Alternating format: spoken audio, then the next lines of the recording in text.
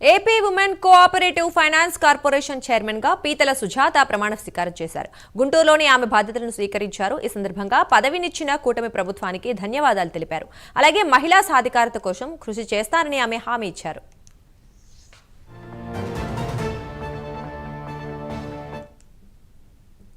Pradesh women cooperative finance corporation చైర్మన్గా charge తీసుకోవటం జరిగింది.